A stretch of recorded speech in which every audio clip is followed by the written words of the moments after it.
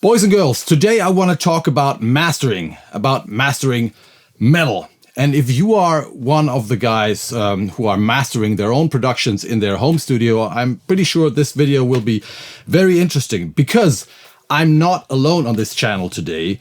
I'm talking to one of the leading mastering engineers in the metal world, especially in the modern metal world. He has worked with artists like Periphery and Architects and Northlane and Devin Townsend and many others. And today we're going to talk about not only his brand new mastering course, we're also going to talk about the 5 biggest mistakes that you can make if you master your own stuff in your home studio. We're going to talk about his plugins and a lot of other stuff. So, everybody, please say hello to Mr. Ermin Hamidovic. Welcome. Thank you so much, Kristian. That was a lovely introduction. There's no way I can continue on from that. I feel gracious, I feel humbled, and I'm very much honored to have been a part of your academy here. And I hope that when the course does surface, that people get a lot of value out of it. It's been a tremendous amount of fun working with you guys. It is a fantastic course. So just to clarify that, so Ermin has done a course for the KOHLE Audio Cult for the academy, which I think is fantastic because it's not only are you a great educator, but also it's packed with information. Like, I think people will have to stop the video after every second sentence because there's a lot of very useful information in there. And also, one thing I really like about it is that you're not using any like ivory tower high-end analog gear. You do all the mastering in the box with pretty affordable plugins or stuff that everybody can afford. So it is really easy to try to understand and to repeat everything you're doing. Yeah, absolutely. Well, I mean, you alluded to something really important there, something that people don't really understand so much about mastering. In the order of the trifecta of things that you want to invest in, it pretty much begins in 1, your education. So obviously you need to know what you're doing for a long period of time to be an effective mastering engineer. 2, your monitoring system, and 3, the acoustic environment that you're mastering in. The gear and stuff is massively tertiary. It's not even on the same wavelength as you being able to hear what you should be hearing and being able to make the appropriate moves that are necessary. So I guess we start with there as a baseline, and we do touch in the course on the fact that these days I do predominantly mix, rather master in the box. Many people mix entirely in the box these days, so it kind of goes hand in hand.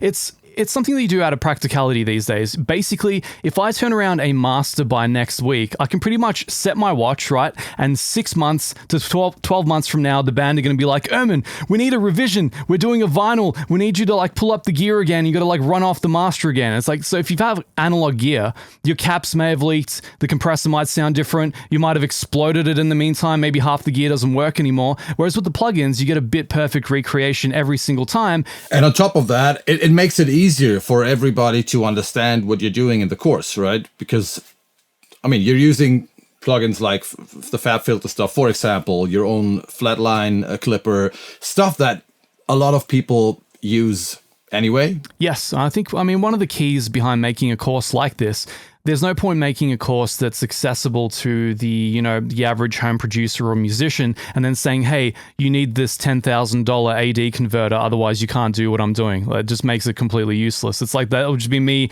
making a video for other mastering engineers. It just makes no sense. So we basically boil it down in such a way that no matter who you are, you will come away with a better understanding of what mastering is, what pitfalls to avoid, and how to best apply it to your own music. And even if you're not doing your own mastering, how to perhaps better supply the mixes and how to better communicate with your own mastering engineers in the future. So it's very much kind of all-encompassing, very all-inclusive. It's a course I never thought that I'd do, and it was because of you guys and your academy. It's been great working with you guys because you're so competent at putting all of this stuff together, and then finally bringing it all together with a bunch of demos, both from my friend Josh from Sylosis, who supplied an amazing track for us to work on, World Class, and a bunch of guys from your academy who supplied a bunch of really cool tracks for us to work on as well, from all kind of different areas of production. So we can really kind of average things out and talk about how we would approach different styles of, I guess, different tiers of mix coming in from different producers. So very useful in that way. All right, so if you want to check out Ermin's course or the Academy, the course is free if you are subscribed to the KOHLE Audio Cult. There's a link below, but you can, if you only want Ermin's course, you can also buy it separately. Same link below. Yeah, check it out.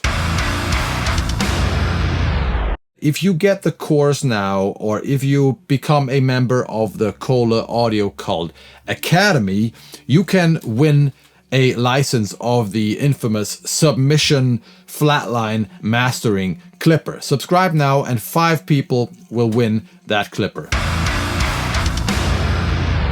The thumbnail says something about the 5 biggest mistakes that people should avoid when they master their own stuff. And I'm more of a mixing engineer. I have a few ideas what the 5 mistakes could be, but why don't you take over and tell me the first one, the worst one, please. So this is a very interesting thing because I come from a similar background as you, Kristian. I was a career-long mixing engineer who got thrust upon the choppy waters of the mastering world. So I had to really kind of find my feet quickly. It was like Periphery said, hey, we need a master done. And then, the next day after that album comes out, I'm suddenly a mastering engineer. I'm expected to have all the answers, right? These days, I can comfortably say that I do have a lot of the answers, but back then it was a bit more tricky. So I do like that we've picked this topic of the 5 mistakes. So first point is we touch on this actually in more detail in the mastering course, so be sure to check this out if you do like this topic. So we've got adhering to irrelevant standards. So what I mean by that is, let's take for instance the idea of true peak that's come about in the industry very recently. Up until the 2020s, I would say when I was mastering throughout the 2010s, I didn't even hear the term. Admittedly, it is a newer sort of contraption and invention.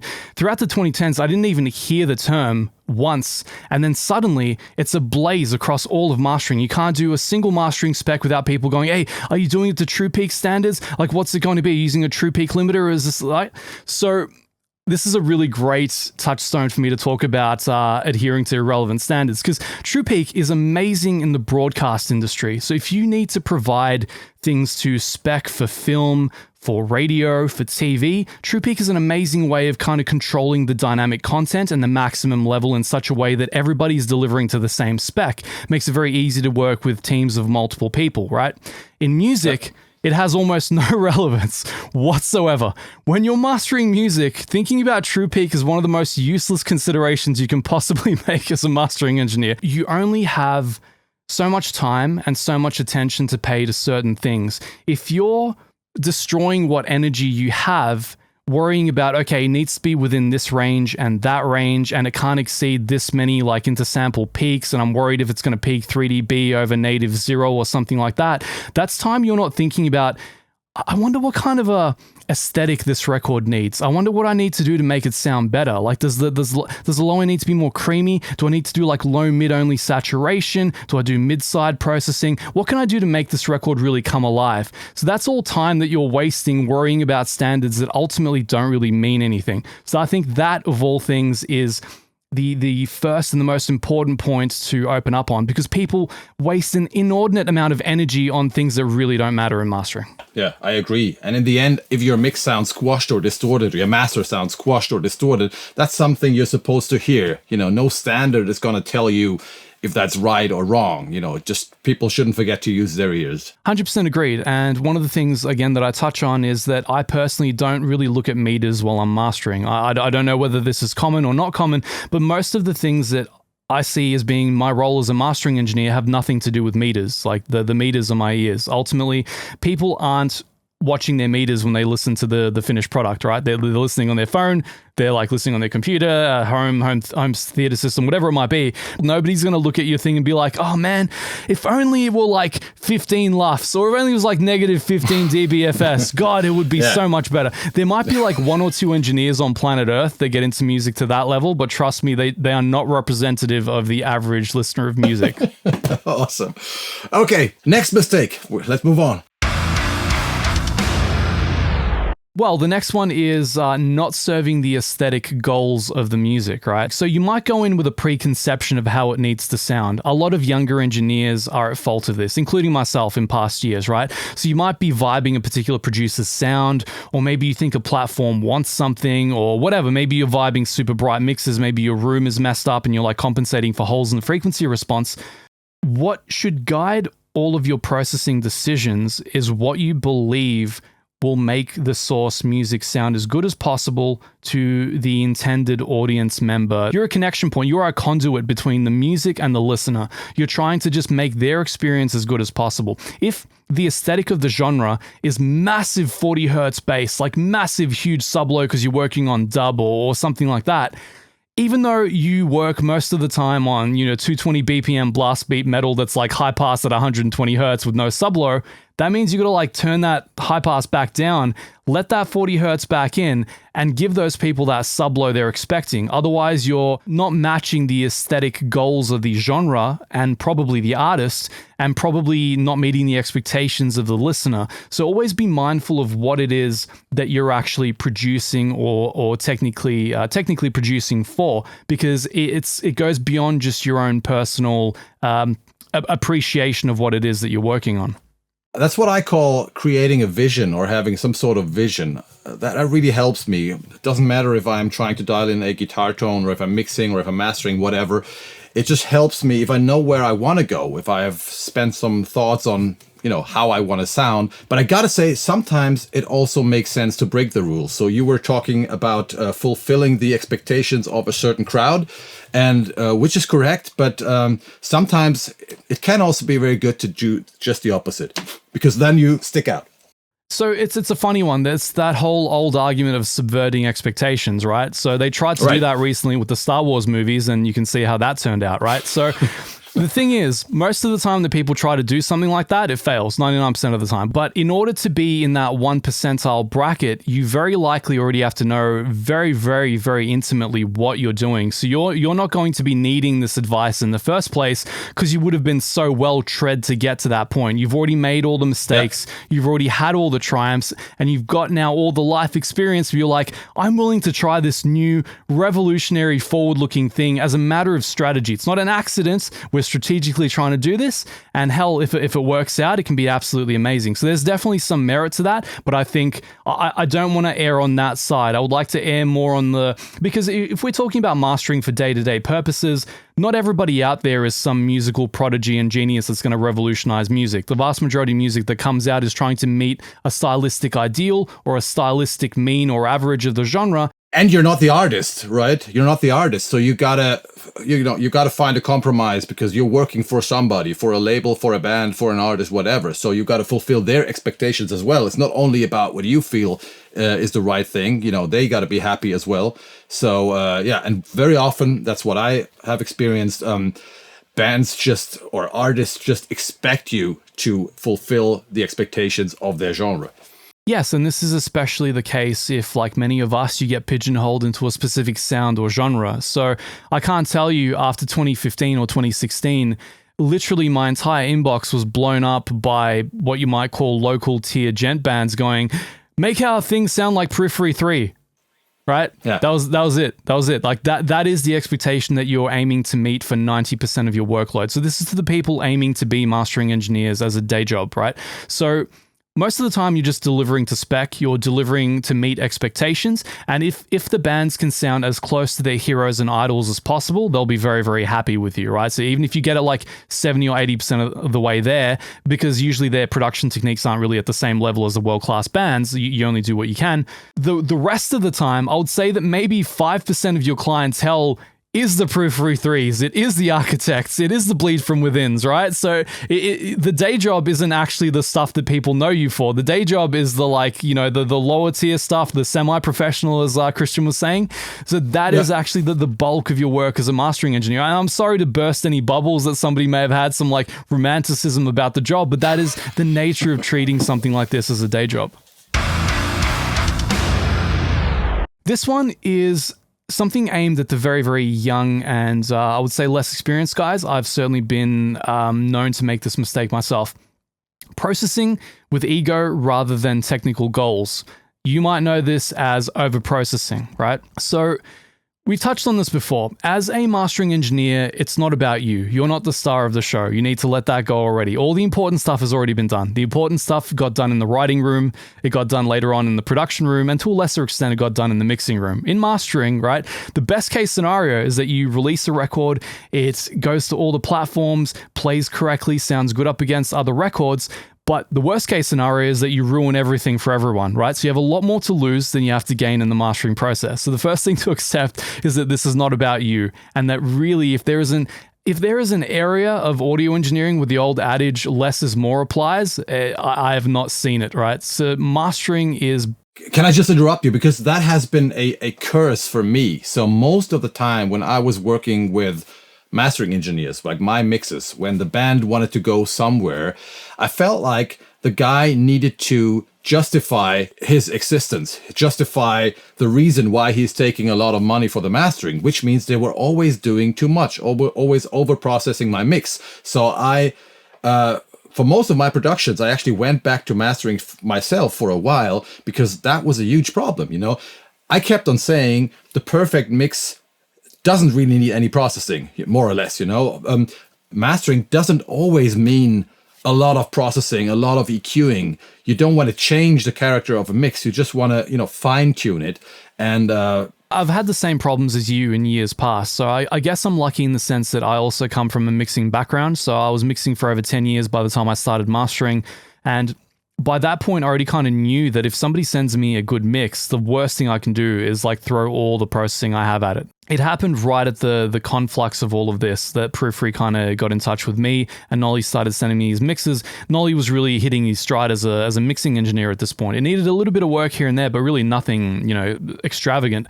So I literally did the bare basics. I remember redoing my processing chain several times until I got to my goal using as few processors as possible. That's the way that I personally see mastering. And one of the reasons that Nolly and I developed this great working relationship for about half a decade or so was that he knew I wasn't going to masticate his mix. I wasn't going to send him back something he didn't expect. He knew it'd be a little bit more portable. Sub-lows would be a bit more controlled. It might sound a bit more bitey in the upper mids. It might have like a slight aesthetic variance, but it's not night and day. It's not like an A to B massive thing. It was enough for them to be able to tell that, hey, this is mastered and sounds noticeably better. And that is how a relationship between a mixing engineer and a mastering engineer should be. Like a mastering engineer, mainly for me, is someone who will give me feedback on my mix, first of all, tells me, what I might want to change or not. And then I hand it over, and the less he has to do, the better it actually is. But I really want to have that second opinion, and I don't need to be impressed by any processing there. And that's how I work. And it sounds like Nolly and you have exactly that relationship. Yeah, absolutely. And again, this is another point that we elaborate on a lot in this course, because I spend an entire section at the beginning of the Sylosis track explaining the relationship that I have with Josh, who's also an old school guy from the Sneap board, and we're extremely detail oriented guys. So we have these massive conversation trains before I even begin mastering, right? So there's a ton of stuff that goes into it. And I guess, if you don't mind, Kristian, this can actually segue into point number 4 here quite well, which for me is not communicating with the mix engineer. These days, because of the way that we work, almost everybody's digital, almost everybody's like on a laptop. They can recall their mix anywhere in the world that they are on a bunch of headphones or whatever, right? That's how many people work out of utility, because it's a very global kind of fast-moving landscape. The best thing that you can do as a mastering engineer is talk to the mix engineer and say, hey, can you just like pull this kick down by like 3 dB and take like 2 dB of 200 hertz out of it or something? Like whatever it might be that the mix needs. It is so much quicker and easier for you to convey this to them and get a mix revision than you trying to do this through mid-side EQ or whatever craziness that you're trying to do in mastering. So you're almost being paid more as a consultant these days than you are as a technical personality, right? You're more there to consult, you're more there to guide the process in the right direction. And believe it or not, and this is a hard pill to swallow, and trust me, I know it's why generally mastering engineers are older guys, but the less that you have to do, the more successful your job will have been, right? So you always have to remember this. The less that you're involved, the more successful the project is, right? You got to put yourself in the back. It's not about you. So always communicate. Obviously, sometimes, look, there is a caveat to this, and I will say this. In a lot of the day-to-day work that you get as a mastering engineer, like let's say the really, really, low-level stuff done in a bedroom by somebody who's just started recording, sometimes if you try to communicate with them, they're not at a point where they can kind of hear what you're telling them to do and they will actually implement it in such a way where you end up just chasing your tail. Like, it will not improve the mix at all, and you'll end up... Because they don't hear it, right? Because they don't understand what you're telling them. It might be because of the room, it might be because of a lack of experience, it might be because of anything, really, right? But if they're at that level, unfortunately, as much as you might try, they're not at a point where you can sufficiently help them, right? All you can really do is say, look, here's the band-aids I can throw in the mix. Here's what it sounds like after I've done it. And usually if they're at that level, like even with what you've done there, they'll be blown away by it. They'll be like, wow, this is so much better than anything I ever expected, right? It's like social awareness or like, to be able to read the cues of what you're working on in order to know when it's the time to bust out the big communication. That was my favorite so far, number 4. Like, communicate with the mixing engineer and try to improve the mix instead of fixing it in the master. I really like that one. Number 5, please. Number 5, and this is something I've been seeing a lot more in recent years, probably since I've pulled away from the industry to be more of a software CEO type figure rather than a day-to-day worker. Overly ambitious frequency response, right? This is a really big one. And I can actually, I put in a bonus topic here as well, but you know what? I'm going to tie it in with the bonus topic because it's really one and the same. Because the bonus topic was processing around the room rather than the mix, right? So overly ambitious frequency response and the other one, they're one and the same thing really, right? So one of the big things I hear in a lot of modern masters, the trend is going in this direction. People aren't liking high-pass filters as much as they once used to. And if you know me, if you know my book, if you know any of my mixing guides, I high-pass everything, right? Because I don't want any extraneous, useless information in a mix source that doesn't belong there. But the problem is this, that most people these days are mixing or mastering in very small rooms. They're undertreated. People think that room treatment consists of like straddling 4 broadband traps across your like corner walls and like treating first reflections. It's like, no, that's the beginning. You've done 10%, right? It's not even close for you to hear low end accurately. So as a result, in order for them to get that wow factor, even in fast metal mixes, I'm hearing massive sub-low. Huge amounts of sub-low. So when I listen in my room where I have a really good subwoofer, I've got a 4-way system, everything's really nicely tuned and quite flat, all I can hear is this constant kind of hum underneath the entire mix. And it's like, you might think in your room that you're creating something impressive and heavy and thick and 3D. All you're doing is taking away the punch, because it's never about the amount of low end, it's about the quality of the low end. And again, this is something that we explore in the mastering guide in more depth. Again, if this is something you want to see, maybe look at the guide, because there's not enough time in a single interview to like encapsulate all of these concepts. This is like lifetimes of experience, but really one of the hardest things to get right is low end. And I know that a lot of you watching this know this yourselves, because in a lot of cases, your room isn't conveying this to you. It might be a very small room, lots of peaks and nulls and stuff down there due to comb filtering, but also your speaker systems, you may not have a subwoofer, you've got a 2-way system like a 6.5-inch driver, so all it can recreate accurately is down to like 70 hertz, maybe 60 if you're lucky,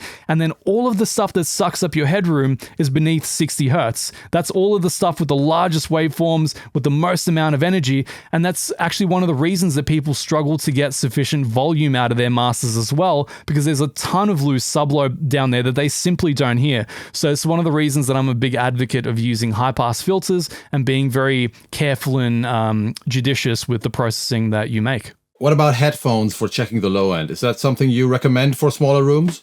Personally, I haven't done this in many years, but that's because I haven't needed to. I've had a pretty good system that I was married to very well. Like, if you know your system implicitly, it's my belief that if that system is flat enough, you're just creating confusion by moving it around, because you're having to reference based on different criteria. Like, it's ultimately you will just confuse yourself. All the people that do all the like car checks and stuff, that would just drive me insane. I would never get a mix done. I've never done that. I have 1 pair of monitors in each room, and I don't want to have more. It just drives me crazy. Same here. I don't get it. Well, I mean, think about it this way, right? If you're in a position like, let's say, what I was throughout the mid-2000s, and you get in front of your speakers every single day of your life in the same room, right? Sounds exactly the same. You listen to your favorite reference record, like I turn on Gojira's The Way of All Flesh or Alice in Chains' Black Gives Way to Blue. I've heard those records thousands, if not tens of thousands of times, right? I've listened to them for tens of thousands of hours, right? So I know exactly what that speaker system is meant to sound like with a good mix. Exactly. There's no question in my mind. I have no doubts about any of the processing that I'm making.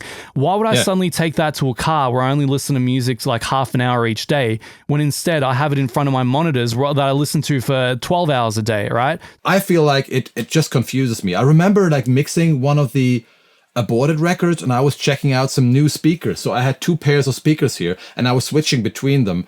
And it drove me crazy because both speakers sounded great in their own way. So when I was listening on one pair of speakers for half an hour and switched to the other one, my whole world turned upside down, and I got like, and thought like it sounded totally wrong until I worked for another 30 hours on the other pair of speakers and switched back, so it just kept me away from judging how the mix sounds, and my brain was trying to process the speaker information or something. So I have been always like the biggest fan of get one pair of speakers, treat your room, get used to it, and start working. But look, to play devil's advocate as well, if you are in a room that's suboptimal and your speakers don't go beneath, let's say, 70 hertz accurately, then you have to do what you have to do. If you can get a decent set of headphones, and that's the only way that you can hear low end with any degree of accuracy, then so be it. Don't get me wrong, I agree that because if you don't treat your room, you will have 30 or 40 dB differences between like single bass notes and stuff. So in that case, if you have a decent pair of headphones, it's way better to check the low end on the headphones compared to your room. So, but the ultimate goal is, of course, to work in a room that has a decent linear low end. One more thing I wanted to talk about was you are the guy behind Submission Audio, a company doing plugins and virtual instruments. I know you're also using the Clipper when you master. You're using your own product, which is called Flatline, by the way. What's your take on clipping versus limiting in a nutshell? So why do you prefer using clippers, if I get it correct? Yeah, absolutely. Well, thank you for the segue. So yeah, it only stands to reason that I would use that tool a lot because I was so heavily involved in its creation. So it's basically kind of embodying the sound that I wanted in a tool like that for many years. The limiting versus clipping debate is a very old one, and it's one that we kind of engaged in a lot in the 90s and the 2000s. So that's where I really delved into a lot of these concepts and answered a lot of these questions for myself through just relentless trial and error with all the boys at the Sneak board. So one of the reasons, and this actually connects to our True Peak discussion, one of the reasons that I and many people in the 2000s preferred clipping to limiting is because it programmed the DAC to overshoot and create fake overs above the 0 dBFS point on the subsequent recreation of the music. So if you don't know what that means, basically the way that a clipper functions, it squares off the waveform right at the top. So it's heading towards the peak, but you've just chopped it completely. Now, square waves don't exist in analog. They don't exist in the analog domain. They cannot exist, right? So we can only try and recreate them as much as possible. So the sound wave is heading up, right? It's going up, volume's going up, up, up, up, up, and now you've shaved it. So the DAC is just going, oh crap, what do I do? And it does like a little fake nubbly peak right above, right? And you're using both intersample peaks, because in analog, right, you have peaks beyond the sample rate, and the fact that you've had this momentum and it can't square off the wave. So you've actually snuck a fake transient above what should be your ceiling. So now you have a record that's as loud as the limited record, but it's more dynamic sounding comparatively, right? That's why we used to love clipping back in the day. And it's a sound that I just kind of grew to love myself. Clipping with the right kind of saturation on top is just a really edgy, pleasing sound to my ears, assuming that you don't go into full distortion crackle town, which is always a danger. One of the things I like about clipping is that if you don't mix well into it, it will sound like crap. So you have to be a good mix engineer too.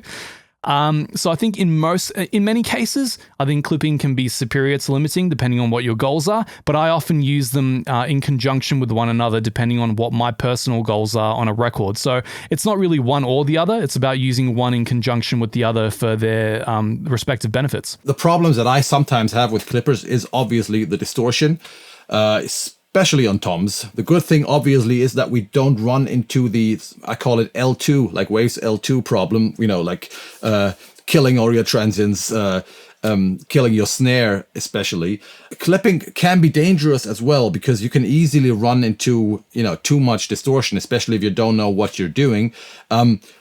What about like I know that Flatline has a few different like oversampling options, and you're even coming up with a few different new algorithms and stuff. So are you taking care of the distortion, or what are you doing? Yeah, sure. So we're always developing on our tools behind the scenes. As anybody knows, we've just released the new generation of our true bass, bass instruments, which in my opinion currently are unparalleled in the industry.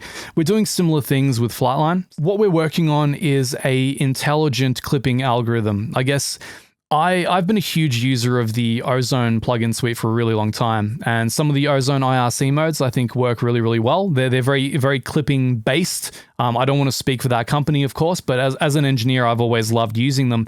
And this is essentially our reimagination of that kind of approach to crackle reduction. Now, one of the great things about what we've done is it very much has its own sound. Our wizards behind the scenes have done something very, very special. I've done relentless and countless blind tests to a point where I wanted to go freaking insane by the end of it. But as a result, we have an algorithm that's extremely crackle resistant and sounds almost indistinguishable to the clipping process itself. So it sounds very transparent, but at the same time, it doesn't crackle as much as one would expect a standard limiter to crackle. So a bit more forgiving to mixes that are a little bit more lopsided, I guess. I promise I'll check it out. I'll do a video about Flatline, about the new features, and I will compare it to my favorite limiters or clippers and see what it can do. So please check out Submission Audio, check out Flatline, the old version, the new version. Check out Ermin's course, the mastering course, where he masters not only Sylosis, but also one track from an Academy member, and talks about what mastering is, talks about the history of mastering, is showing his favorite tools, his signal path, talks about different formats, about loudness wars and everything else. So if you want to learn something about mastering, you better check that out. There are a lot of links below to his course, to his plugins, to whatever, and to all the other stuff we talked about in this video. If you get the course now, or if you become a member of the KOHLE Audio Cult Academy, you can win a license of the infamous Submission Flatline mastering clipper. Subscribe now and 5 people will win that clipper. But now we will have a look at a part of Ermin's course. Enjoy.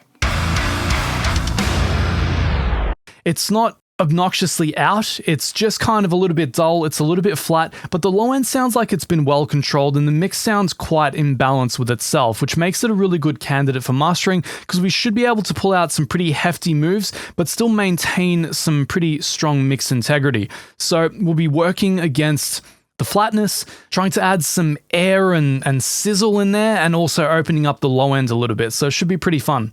If you want to hear this master at every single stage of processing, you can. I'll be exporting it post-EQ, raw, post-EQ and compression, post-EQ and maximization. You'll be able to kind of follow along with my moves at every part of the process for when you try and match this master yourself. So I think a really good candidate to open up with here will be one of my favorite EQs, the Ivory M2. This tends to be very sizzly the moment you throw the pre in. It can subdue the low end a little bit, which sometimes can work against you, but I'll take a listen and see whether this is the way to go or not.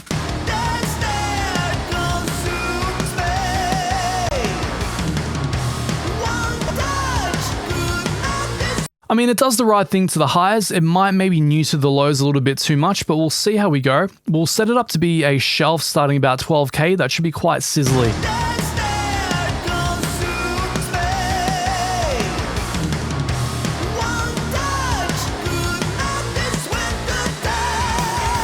Okay, so opening up the highs, making them a little bit more glassy is a good first step, but there's obviously a lot more work to be done here. I don't really want to do it through boosts though. From what I can hear,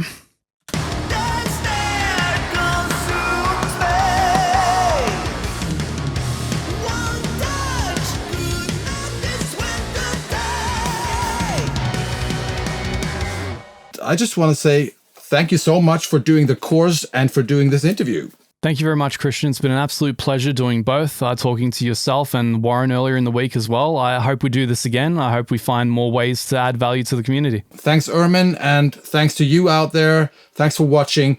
I see you in hell, motherfuckers. Bye-bye.